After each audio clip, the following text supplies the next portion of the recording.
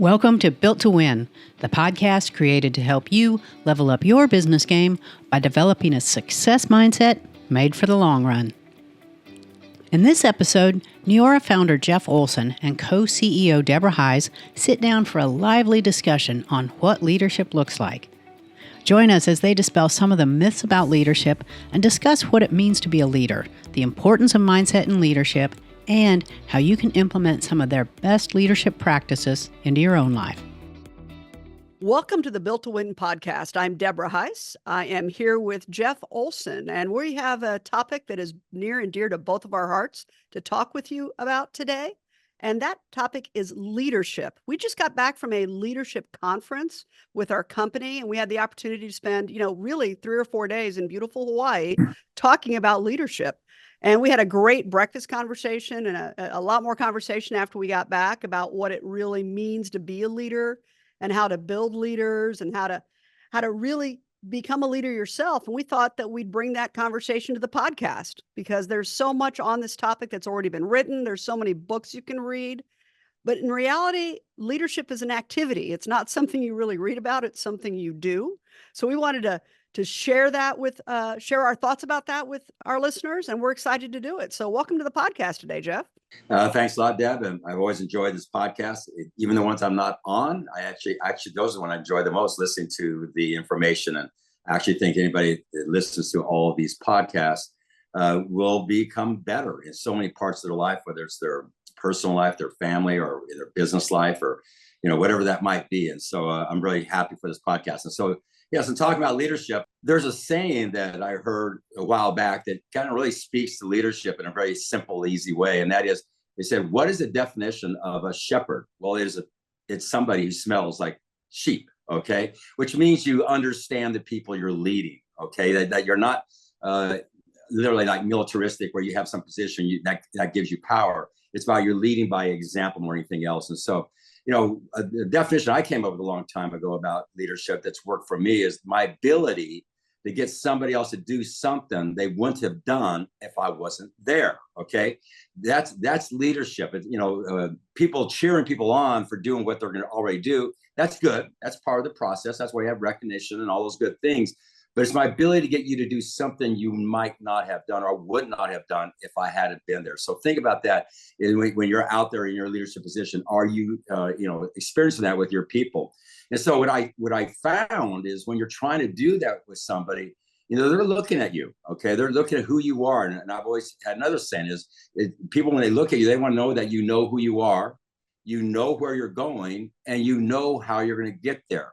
Because they have to have confidence in that, okay, for them to do something they might not have done. And so, it always begins with recognizing opportunities. We'll talk about that later on. I mean, if you don't have something to drive people towards, there's no goal, there's no place to go. But when you have that, then you as a leader, one of your biggest jobs is cast a vision. A vision, it changes people's belief, okay?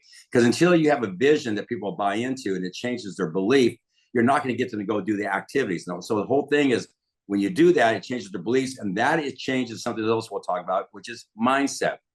Mindset really is the ground floor to going forward. And what you'll find out is there's two types of mindsets. There's people who have a fixed mindset, and there's people who have a growth one.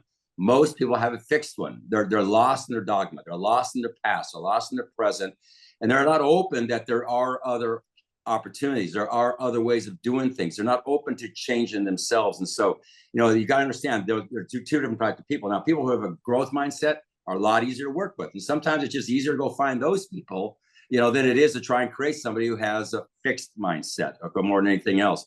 I heard once I was listening to a podcast with Jim Rohn, somebody I really like, and they asked him, why do the people in this company, and he was talking about an interview he saw, okay?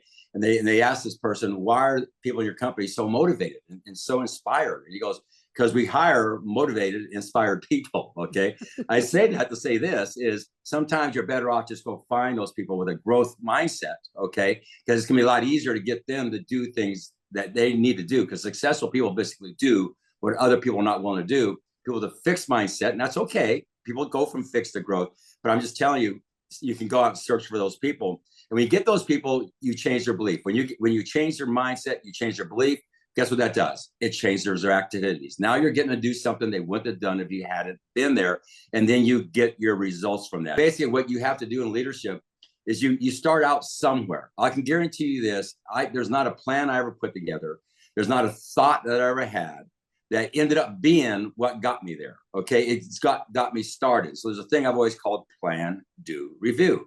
I plan something, then I do it, then I review the results and I adjust to it. Okay. More than anything else. And so, from a standpoint of leadership, it really, again, the point I'm trying to get across, it starts with you. It's aligning yourself with people who want to go where you want to go. It starts with their belief in you, your ability to, to shift their vision, their belief, and their mindset, which will change their activities, but also recognize that is going to be an evolving process. It's something that never ends. Matter of fact, as you as a leader are not constantly challenging what you're doing, challenging your results, challenging your thinking, you're not a leader. Okay, that's what inspires people. That's what that's what makes you different than most other people who are basically focusing on how can I be great in this moment versus you're focusing on how can we be great in the future moments. Okay. And so leadership, again, more than anything else, starts with you, starts with the mindset around people around you. I think it's really important to point out that nothing that you just said is about managing people. Nothing that you just said is about having a title of authority. You got promoted to manager at work. You got a director title, whatever it is. Nothing that you just said is about a position you've been given. And I think it's really important for people to understand that leadership is earned. I mean, you're talking about, finding like-minded people that want to go where you go and going with them. You're not going to find that unless you earn that, which part of that is, building yourself, continually evaluating and adjusting who you are in order to meet the moment, rather than expecting everybody else to bend the moment for you, right? I think that's a big thing, and I see it in a lot of people who, obviously, I'm totally corporate side. I'm an executive, but throughout my career, I've seen people who get promoted to manager, and they think suddenly that makes them leader.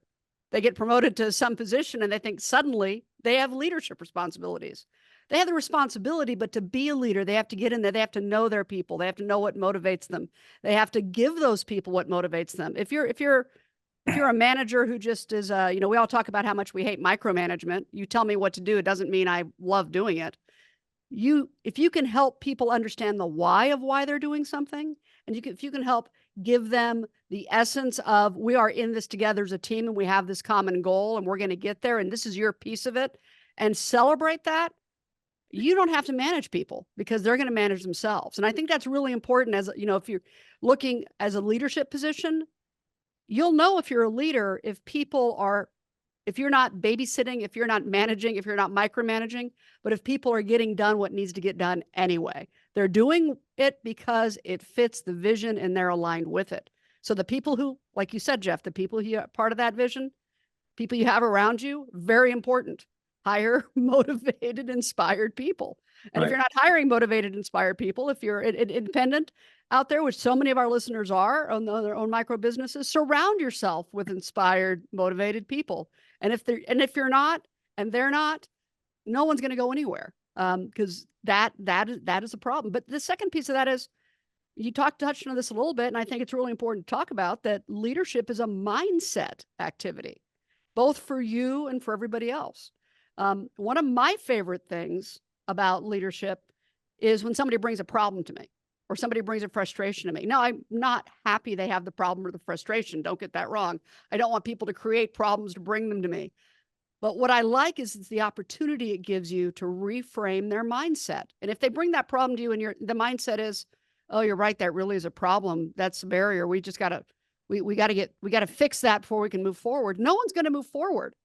It's really like, okay, yes, we have to fix that, and that doesn't deviate us from our vision. Is this a roadblock, or is this something we need to figure out how to get around? And that's such a big part of being a leader, is not buying into the mindset of your most frustrated, your people who are feeling that way. You've actually got to be the opposite of that. You got to be, yes, that's a problem. Let me acknowledge the problem. How are we going to get around that? How are we going to solve that? And you've said this before, and I actually think this is true. And it's a little bit materialistic, but the size of your paycheck is commensurate with the size of the problems you can solve, right? And that problem is mindset. It's not how do we get XYZ done? It's how do we get the mindset to solve the problem together as a group? And I just think that's so important as being a leader is focusing on keeping the team aligned to the vision. You have to have the right team and you have to have the right vision, and they have to have bought into it. It's not your title. It's not the authority you've been given. It's not something you did 5 years ago. Leadership is a constant active activity. You don't arrive like everything else in life. So I know a lot of people listening to this are leaders, so they're already there. And you and I talk about this a lot, which is making sure that you're continuing to educate yourself, making sure you're continuing to become a better version of yourself. Always. I mean, we're not done yet. We're still walking around on this earth. None of us are done. We should always be working on being a better version of ourselves. And there's so much information out there about becoming a leader and being a better leader. But really, Jeff, in your opinion, if someone wants to build their leadership skills, they want to become a better leader, what is it they should be doing right now? Okay. First of all, recognize there's way more people who had a leadership title that became not a leader than there are people who got a leadership title and became a leader. The world is full of them. It's in the military. If you start moving up the ranks in the military, you'll find the ones that eventually make it to colonel or general, that type of thing. They all kind of know the same stuff. They know that they got the house down. It's the one who has leadership skills. Okay, sports. Just pick your favorite sport or favorite team. It's full of people who had the title of coach who's not here no longer.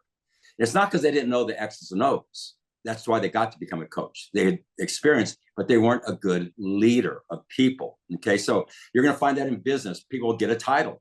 They think now they're a leader. They're not. So there's an obligation that comes when you moving towards leadership is to really become what a leader is. Back to where I say a good shepherd smells like sheep. Okay, but what you'll find is one of the greatest attributes a leader has, and Deb already just spoke to it, is the ability to solve problems, okay? Or the ability to deal with risk. We want to be risk adverse, but we also understand on the other side of that, on the other side of risk is where opportunity's at. So you're kind of in this place where we want to be risk adverse as much as possible, but recognizing we're looking for opportunity, which has risk when you go in that direction, okay? And what I've always said is quit wanting what you don't want. You're looking for, there's just an easy solution to this, or you're just quit wanting, well, why don't it just go away, or I'll just ignore it and it'll disappear. Okay, that's not good. That's not a good mindset. Okay, quit wanting what you don't want. You see, if it was easy to be a leader, then everybody would be a leader. Well, there would be no such thing as leadership if everybody was a leader. The only reason there's a leader is there's those who do and those who don't. It's just like there's not good without bad, happy without sad, up without down. There's not leadership without people who are not leaders. Okay, it's that simple. And so you quit wanting what you don't want. What you want is what you do separates you from the masses. Successful people do what unsuccessful people are not willing to do. And so I've always said, you can determine the size of a person's check by the size of the problems they can solve. If you can solve big problems in a positive way or deal with risk in a positive way, then you can get big rewards and wealth, okay? But if your problem solving is you put the cans on the bottom of the bag and the bread on the top, that's really small problem solving, okay? And you're gonna get paid accordingly. So it's quit want what you don't want. You don't run away from problems, it's literally run into them, okay? And again, this is where you inspire people around you because they go, wow, that person knows who they are, they know where they're going, know how they're gonna get there. They're going into what I'm running away from. Okay, that's where you start changing people, and that you can determine the size of your wealth by the size of the things that you fix. You can determine the size of your health by the size of the problems you resolve. You can determine the size of your relationships by the size, by the problems that you resolve. There is no clear path. So quit thinking I'm looking for that easy way. Or I'm looking for that proven way, because that's not where opportunity exists. And leaders get that. Okay, but leaders also understand the masses don't. So the masses need to be in what I call a system, something they're following, a process. But the great leaders are the ones who step above that. And that's why Deb and I and everybody around us, we attract these people. Everybody in our management team, everybody lives a life of personal development. Guess what? Deb and I are absolutely fanatical about personal development. because we know that's what turns us into a different person, makes us a leader. That's what shifts our philosophies, what shifts our attitude and makes the hows work. It's never the hows, it's how you do the hows. And that comes with the books you read, the podcasts you listen to. But one of the most important things about leadership is who you associate yourself with. It's hard to be a great leader if you don't have other leaders around you. It's that simple, okay? And you're going to have to mind that, okay? There's a laws of association. You become the combined average of the 5 people associated with the most. I love at our company, Neora, I think our management team, the combined average of them is great leadership. Okay, people willing to work on themselves while they work on the rest. People are willing to inspire others. People are willing to help people go someplace they wouldn't have gone, they haven't been there. People who are not just working on other people's mindset, but working on their mindset continuously. People understand we got to be risk adverse, but we're going to have to take risks. They come together. Okay, that's when you have a team of that. Now you're creating leadership. So leadership is not a solo journey, although it's a solo process for you, okay? But you eventually, by becoming a leader, guess what you do? You attract others who are like that. Trust me, a leader does not want to be around a person who's not a leader. They don't. They want to be around leaders, okay? They're drawn to them. But I find myself in my life, I'm struggling when I'm trying to get somebody to lead who's not willing to lead, although they have the ability, everything, but they don't have the mindset. We experienced that just recently, okay, in our company. But that's not unusual. That's everywhere. And it's like anything. You start with the masses, and as it goes up, it evolves and evolves. What you have to do, again, do you smell like sheep? Okay, are you amongst them? Are you a leader of them? Do they follow you? Are they inspired by you? So it's a process. Quite honestly, when you start working on any part of your life in leadership, every other part of yourself improves. If you start working on just your leadership and your health, okay, you will start hanging around with people who are healthy, leaders in health. You'll start listening to podcasts about health, leaders in health. You can do that about wealth. You can do that about your business. And whatever you're doing, there's certain people that you should be modeling, okay, and making a decision to get close to them and get away from people who are not showing that. Not to be negative. Not everybody wants that position. But leadership comes with challenges, but it comes with massive opportunities. It's actually reserved for a smaller group of people, those who deserve it, are willing to do the things. And I'm going to tell you this, everything that you have to do to be a leader, you can do.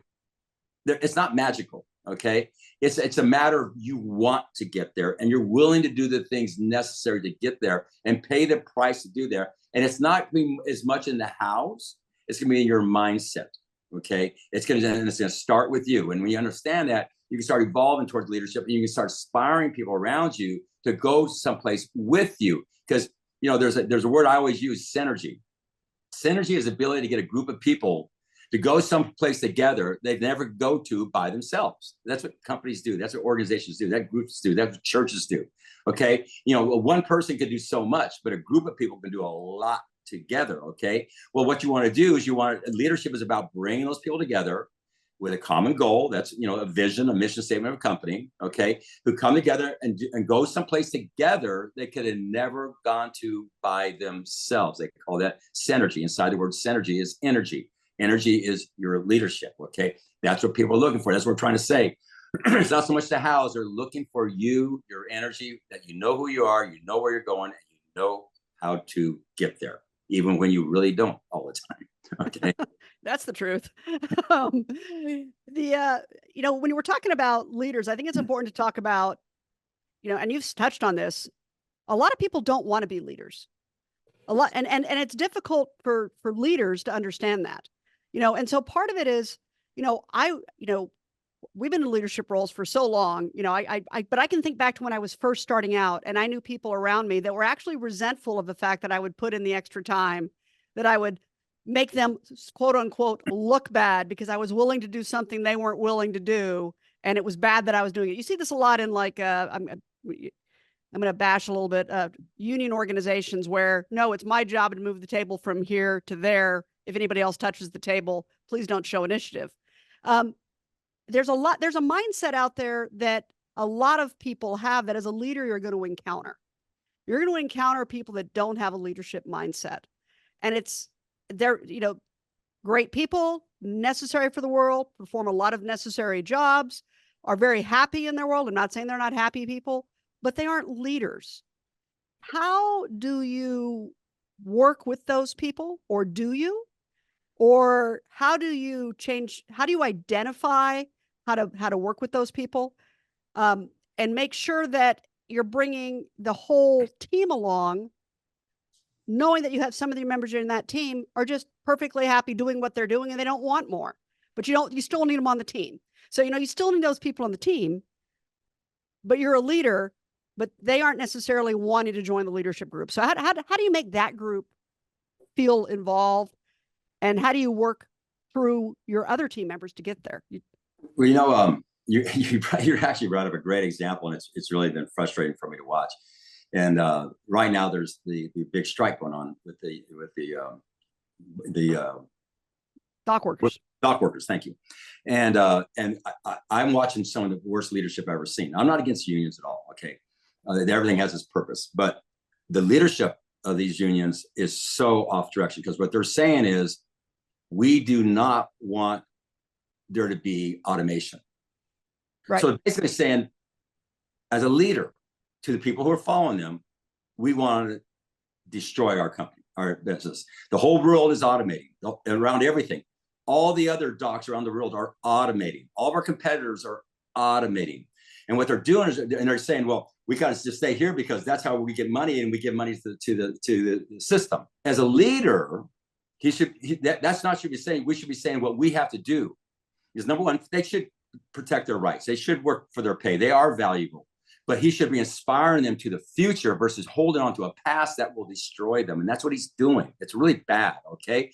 What he should be doing is getting people to recognize, yes, we're going to have automation, but that's been an opportunity for you. And we're going to make sure, and as part of our negotiations here, we're going to make sure that you're going to have access to the knowledge and the education that allows you to adapt to the future, because the future is going to happen with or without us.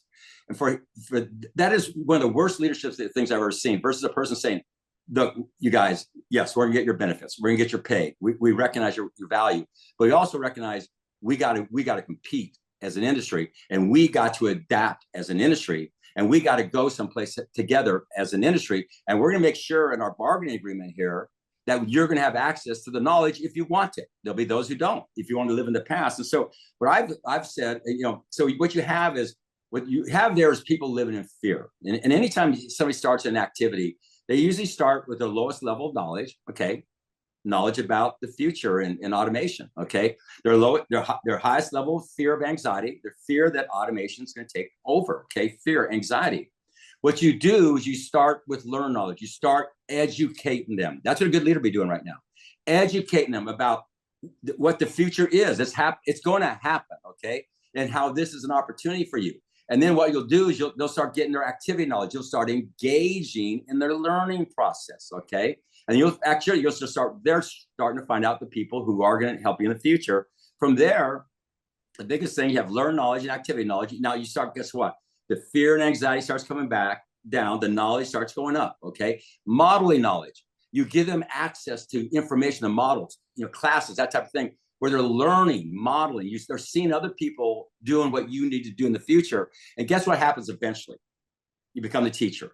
When you become the teacher, when you start going, I agree, technology is the future. I agree, automation is the future. I agree, we got to adapt ourselves. This is going to take time to do it together. And all of a sudden, you start turning to your other union friends and say, this is what we got to do. And you collectively come together, synergy. That's how you take a group of people and you move them into the future. But by doing what that's doing, you talk about a mindset that's going to destroy an industry versus a mindset that's going to explode a group of people into the future. And that's a good example. Again, I'm not anti-union. I just cannot believe with the obvious future that lies in front of us, that's how you would lead. When actually the opportunity going forward, where there's a risk, where there's uncertainty, where there's fear, okay, is way greater than living in the past where that's how we did it all the time. We're going to always do it that way, okay? Beautiful example of leadership.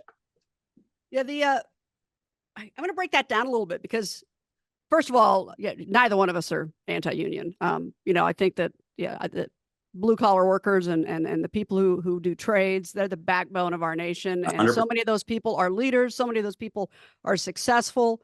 And frankly, our infrastructure in the United States wouldn't exist without them. So, it's a huge population of people that are, that we owe a lot of thanks to. But leadership's everything, right? And let me break down a little bit about, what I heard you say, which is fear is a problem. So when people get fearful, no matter what industry and no matter where you're going, and change is the biggest driver of fear. We know that. People do not like change. They can say they love change. Most people hate change. But as a leader, you have to identify that change is coming. You have to figure out how you're going to educate, how you're going to bring that group of people along with you. And that's through not running away from the change, but identifying it, putting a name to it. This is going to happen. We don't have any control over where this is going to happen. I mean, if you go back to, my college years, having a cell phone that's actually a computer in my hand, that was science fiction. That was on Star Trek. That was on Star Wars. That wasn't real. But now it's in everybody's pocket. What if we hadn't adapted to that change? What if we still had to have a phone on our desk to make a phone call, and and you had to go to a library? Change is good. It's coming. And it's not like fewer people are employed then that were employed now that were employed then. In fact, employment's gone up from when I was in college. But change can bring opportunity. And I think people get fixed on change being a negative. And as a leader, it's your job to point out change is coming.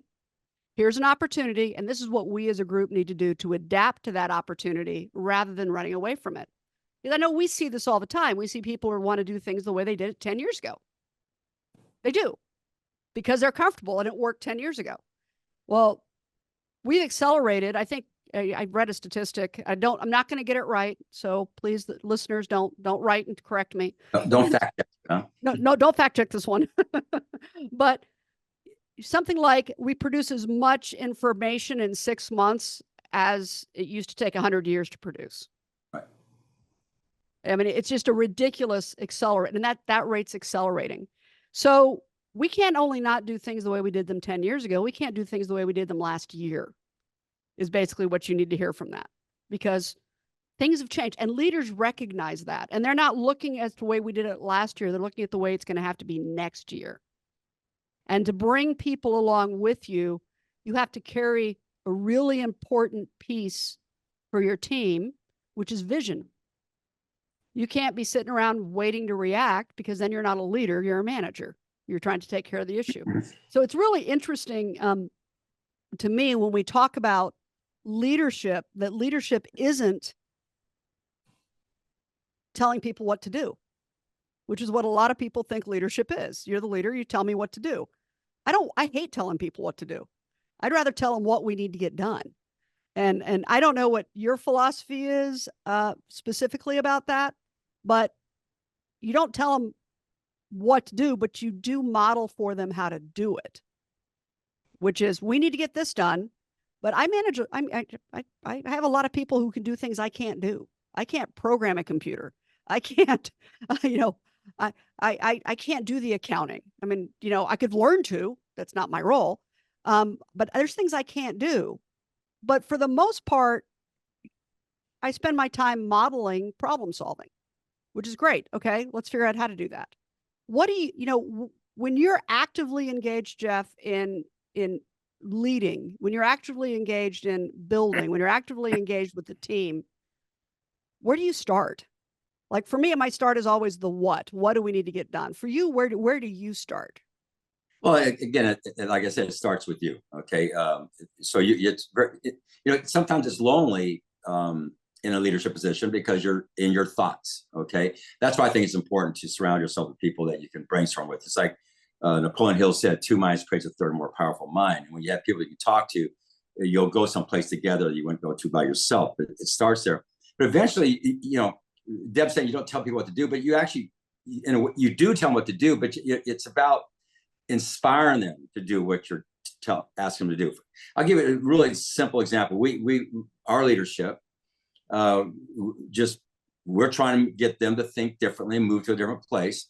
And so there's a book called 10X is easier than 2X. And it's a book, very simple concept. It's just that, about, 80% of your results comes from the 20% of your things. So spend the most of your time on those 20%. And we have a tendency to get distracted by the other things. And this person had to write a thick book to get people to understand a concept that we all go, oh yeah, I understand the 80-20 rule. But are you living the 80-20 rule? So what we did is we asked everybody to read the book. And then we started a series of conversations with the people to talk about it, because it's important for us to kick our awarenesses up. So he asked where to start. It starts with my awareness, okay? And then it starts with, okay, how are we, I want to get a group of people focusing the majority of their time on the few things that'll give us growth versus, spreading it across things that don't really matter. The activities, the 80% of the activities that really don't create the growth. And we have a tendency to go there naturally, okay? So it starts with our awareness. So our awareness was there. And then it starts with a plan. Well, the book was a part of the plan. That's, I said, learn knowledge. Okay. Remember I said, you start with learn knowledge. That starts moving, because we had people, we wanted them to start thinking bigger about their future. It's just a lot of times you think that, hey, I've already arrived, and we're going, no, we're not even close to your potential. We got to get you thinking bigger than where you're at. You've got the skill sets. The fact you're at where you're at, you got the hows down, but it's your mindset to growth that we need to grow. Okay. And so a lot of times you have to work on the skill sets, but quite honestly, in this situation, it wasn't the skill sets as much as the mindset of growth, the potential, and get them to believe, have the vision that, wow, I could grow my business, tenfold, fivefold, whatever that might be. I could do that, not 2x. In the book, it says greater than 2x because it says 2x is too linear. That you're just kind of moving along, and it's a lot more work, and you get caught up in the things that don't matter. When you start thinking what really grows my business, you start focus on those things, okay? And so it started with awareness. It started with knowledge. It started with synergy between us. Now it started with conversations. Awareness is going up. Learn knowledge. This is now shifting the way people are doing things. They're changing their activity. That's activity knowledge. There's those of them who are doing it better than others.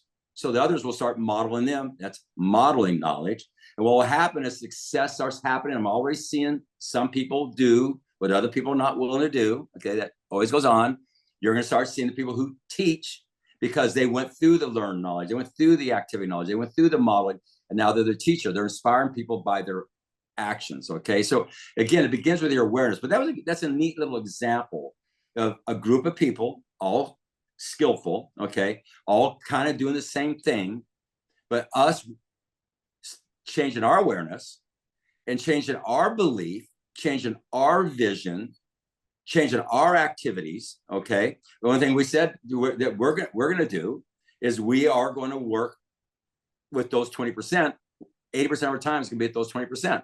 Doesn't mean we don't like the other ones, okay? That's okay. But we're going to do what we're asking them to do. And we're going to lead by example. Those who want to do it, we're going, okay? We're with you. To those that don't, that's okay. I mean, God gave you the dignity of choice. You can do whatever you want with it, and that's okay. But for us to create the opportunity that we're inspired to create for the people, we have to shift our mindset. So you said, where does it start? It started with our awareness. It started with our mindset. It started with our vision. It started with our belief. It started with our activities, okay? And then guess what? Plan, do, review. We don't have the plan down yet, okay? But we'd never have the plan down if we don't start with a plan. It's that simple, okay? But I'll guarantee you this, when you get a group of people, us in corporate, those are the people working in the field stuff, focusing on a common thing like that, you will start moving the masses, okay? And when the leadership moves, the masses move. If the leaderships don't move, the masses never moves. The masses only move to where the leaders move to. And what's the craziest thing about this is everybody thinks that, well, I gotta learn more something things. No, it's mindset. It's vision, it's belief.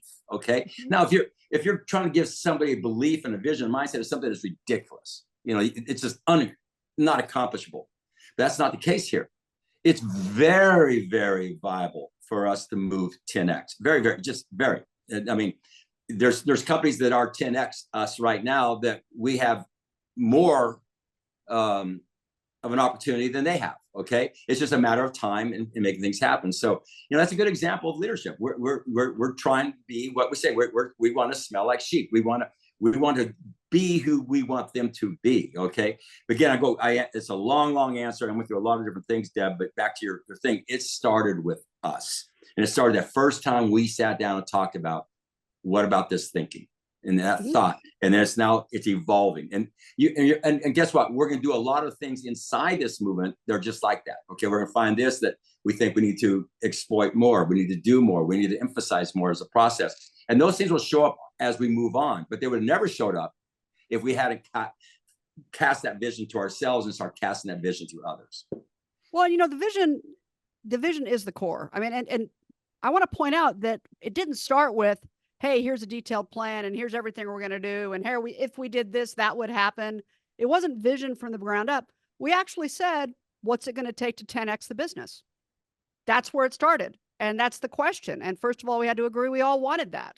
We all want to 10X the business. Okay, we all want to 10X the business. What's it going to take? And that opens up your thinking, and it opens up our thinking. And then you bring more people to the group and more people to the group. But the vision casting, when I talk about the what, that's what I mean. What are we going to do? We're going to go from here to there. We don't know what the path looks like yet, but we know there exists. We know here exists, and we're going to start going forward and develop the plan as we move. I think it's really important. I've said this 1,000 times in my life. I think there's a principle that I follow religiously, which is it's better to make a decision, even if it's wrong sometimes, than to make no decision. I've used the phrase, I make 100 decisions a day. If 10 of them are wrong, I still got an A.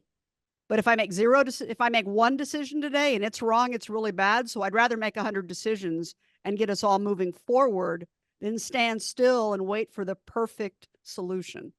Part of being a leader is understanding that you're going to have to rethink. You're going to have to remake decisions. You're not going to be perfect in all of your choices. You're not always going to bring the right member on the team, but it's recognizing you made a mistake. And if I still made 10 bad decisions, if I made 100 decisions today, I got to go back in and remake those tomorrow, and that's okay. So part of being a leader to me is casting a vision, building the plan as you go. But also the biggest part is not being scared to fail, to make a bad decision, not because what is it? One of the laws of motion is everything in motion stays in motion. Well, if you're scared to move, you're not in motion. If you're waiting for perfect conditions, you're not in motion. And the only way to get somewhere is to be moving. So for me, what you said is exactly right, Jeff. It started with a common vision and being able to articulate that. And we're going to build the plan as we go. Not that we don't already have plans. We already have plans, but we're going to have to build out and flesh out. And some of those plans aren't going to work out, and we're going to change gears. Some of the people on board are going to want to get off. Some of the people not on board are going to want to get on. That's the process of leadership, right? It's not a constant. It's a constantly growing, constantly changing opportunity.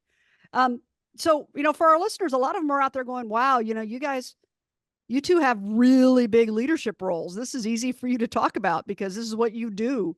This is who you are. Neither one of us started there, by the way. Both of us were 18-year-olds graduating from high school at some point and going to college and finding our way. But there's a lot of people out there who are like, well, I want to be that one day. I want to be that leader one day.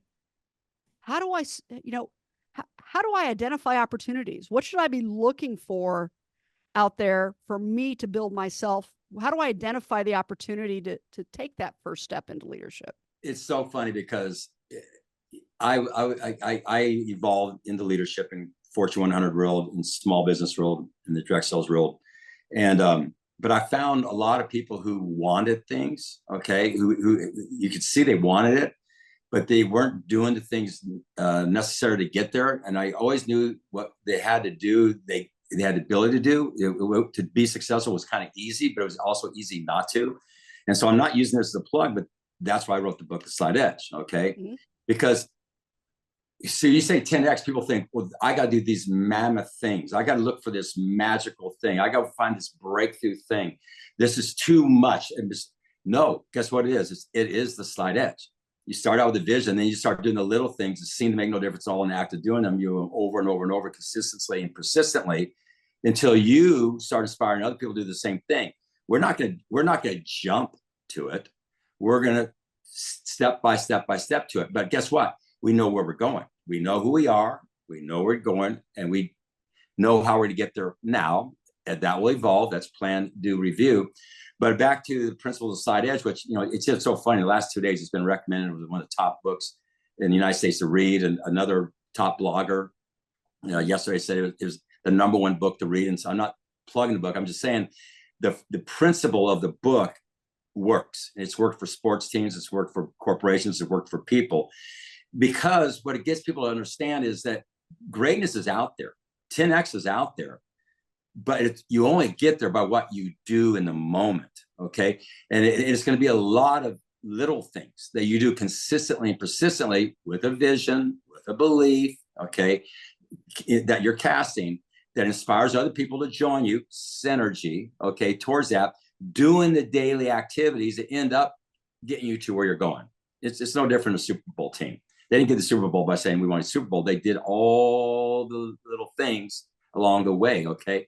And so I again, like we said, it starts with awareness, but it starts with right where you're at, and quit looking for the quantum leap. I think the search for quantum leap is what stops people from having health, having finances, having relationship, having success. It's because quantum leap doesn't really exist, and most times it's people who work consistently, persistently. They plant seeds, they cultivate. That's where all the work's at, and the harvest comes. The harvest is down the road, but that happens if we plant the seeds and cultivate. That is the slide edge philosophy. Okay, so for me, it's having that vision, casting that vision, getting a group of people come together synergistically, and then we got to engage in the grind, the work, the workouts, all the things we got to do to get there. But that's our job to inspire them. Back to us talking about the union. Inspire the people. Now we're going to get there, and we're going to get there together, okay? And we're going to do this piece by piece by piece. And there's nothing out there that's too big for us to do, but we'll do it together collectively through what I call the slide edge, doing the little things consistently, persistently. So for me, it's a very fundamental building block, I should say, that works pretty much all the time. And that's what great leaders do. They inspire people to stay together through the grind. It's not magical. It's actually dirty sometimes. It looks sloppy sometimes, but it's keeping them together, inspired as you go through those things, doing the fundamental block and tackling things you've got to do to build the inspirational thing that you want. I think that is the perfect place to end, because that is exactly what leadership is. It's staying with it, being adaptable, but it's a grind. It is not a negative grind. It's keeping people together through the stuff that has to be done in order to get where you all want to go. And I love that, Jeff. That's the perfect way to end this. So thanks again for your time today. I think this has been fun. I know we talked about this for hours and hours, and we probably left off 20%. Maybe we'll come back and revisit, or 200%. Maybe we'll come back and revisit it again. But for the people who choose to go down this path, it's the funnest thing you'll ever do. It's the most inspiring thing you'll ever do. It's the most gratitude thing you'll ever do. And when you look back in your life later, you'll be so glad that you did it. Okay, the choice, the other direction, is not as fulfilling, in my opinion. So welcome to the opportunity of leadership. It's a great place to stand. I love that. I want to add one little thing to that, which is I think a lot of people get confused about leadership. They think that people make them leaders. You make yourself a leader. Another thing that people get confused about is you have to be an extrovert. You have to be a really dynamic speaker. You have to be. None of that's true. I am the most introverted person naturally. I'd rather read a book than have a conversation most of the time. That doesn't matter. That's not what leadership is, because I'm passionate about what we're doing. I have no trouble engaging with others to do it. There's not a certain type. My point is, there's not a certain type of person that becomes a leader, other than someone who knows where they're going, who has a passion to get there, and can lead others through the process to get there. So don't think of yourself as, I'm not a leader. You are. If you're listening to this podcast, you're a leader. There's a leader inside of you. You just have to start educate, read the Slight Edge if you haven't read the Slight Edge. Everything Jeff said there that we probably should have ended with, that's, that's what it's about. But it is a process, and it's a lifelong process. I'm not done yet, and but it is so much fun, and it's so rewarding to accomplish those things with, not by yourself, but with other people around you. It's the most fun thing in the world to me is achievement with a team. It's just a tremendous, gives back so much. I'm so grateful to be part of the team. And with that, we'll see you on the next edition of Built to Win. That was Jeff Olson and Deborah Heisz talking about what leadership looks like. We hope you've enjoyed this episode, and if you learned something from it, please share it with a friend or colleague who you think would also benefit. And if you're new to Built to Win, we invite you to go back and listen to our story from the beginning. You can find us wherever you download your favorite podcasts. And while you're there, please rate us and leave a review to let us know what you think of the show.